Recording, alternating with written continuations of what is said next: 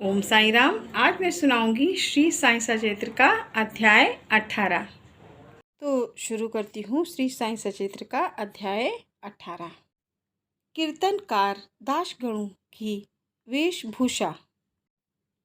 एक बार दासगणु नारदीय कीर्तन पद्धति के अनुसार पोशाक धारण कर गांव में कीर्तन के लिए जाते समय बाबा के पास प्रणाम करने पहुँचे। बाबा उन्हें देखते ही कहने लगे कि अच्छा दूल्हा राजा, इस प्रकार बन ठन कर कहाँ जा रहे हो? उत्तर मिला कि कीर्तन के लिए। बाबा ने पूछा कि कोट गमछा और फेटे की आवश्यकता ही क्या है? इनको अभी मेरे सामने उतारो। इसके बाद दासगणों ने उन वस्त्रों को कभी नहीं पहना। वे सदैव कमर से ऊपर अंग खुले रखकर हाथ में करताल और गले में हार पहनकर ही कीर्तन किया करते थे। बाबा की कीर्ति पूना और अहमदनगर जिलों में फैल चुकी थी, परंतु श्री नाना साहेब चंदोरकर के व्यक्तिगत वार्तालाप तथा दासगणों के मधुर कीर्तन द्वारा उनकी कीर्ति कोंकण बम्बई प्रांत में भी फैल गई। इसका श्रेय केवल श्री दासगणु को ही है। श्री दासगणु के कीर्तन से श्रोता प्रभावित होते थे। चोलकर की चाय।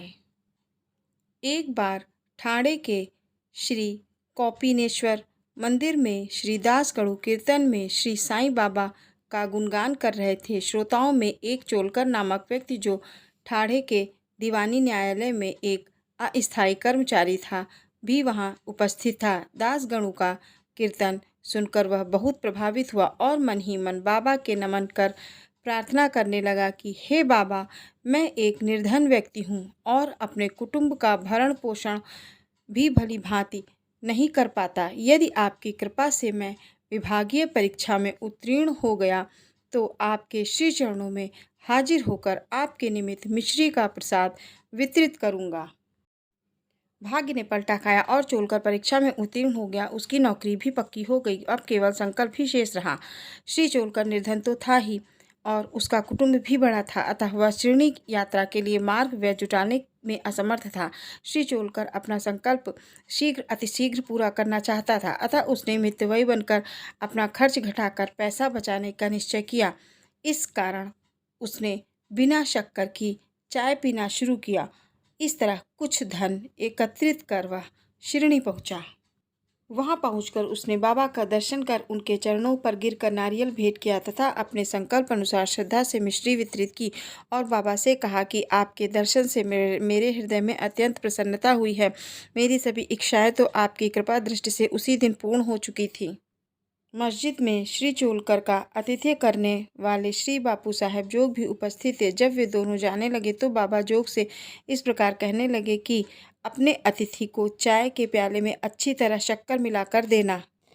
इन अर्थपूर्ण शब्दों को सुनकर श्री चोलकर का हृदय भर आया और उसे बड़ा आश्चर्य हुआ। उसके नेत्रों से अश्रुधाराएं प्रवाहित होने लगी और वह प्रेम से विह्वल होकर उनके श्री चरणों पर गिर पड़ा। बाबा के कहने का भाव यह था कि यदि तुम श्रद्धा भाव से हाथ फैलाकर मेरा स्मरण करोगे तो मैं सदा तुम्हारे साथ रहूंगा। भले ही शरीर से मैं यहाँ मौजूद हूँ, लेकिन मुझे 7 समुंदर पार की घटनाओं की भी जानकारी है। मैं तो तुम्हारे हृदय में विराजमान हूँ। हृदय में ही तुम मेरी पूजा करो। वे लोग धन्य हैं, भाग्यवान हैं जो मुझे सभी जीवों में देखते हैं। इस प्रकार बाबा ने चोलकर को महत्वपूर्ण शिक्षा दी। छिपकली को बहन से मिलने की खुशी। एक बार बाबा मस्जिद में बैठे थे कि उसी समय एक छिपकली चिक चिक करने लगी। कौतूहलवश एक भक्त ने बाबा से पूछा, छिपकली के चिकचिकाने का क्या कोई विशेष अर्थ है? यह शुभ है या अशुभ? बाबा ने कहा कि इस छिपकली की बहन आज औरंगाबाद से यहाँ आने वाली, इसलिए यह प्रसन्नता से फूली नहीं समा रही है। वह भक्त बाबा के शब्दों का अर्थ ना समझ सका, इसलिए वह चुपचाप वहीं बैठा रहा। उसी समय औरंगाबाद से एक आदमी घोड़े पर बाबा के दर्शनार्थ आया।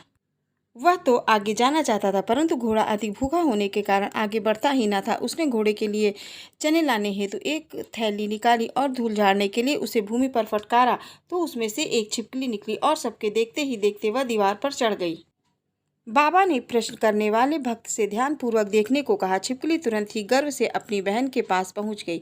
दोनों बहनें काफी देर तक परस्पर मिली और चुंबन आलिंगन कर चारों तरफ घूम घूम कर प्रेम पूर्वक नाचने लगीं। इस अध्याय का पाठ करने वाले पर साईं कृपा होती है और जीवन में सुख शांति मिलती है।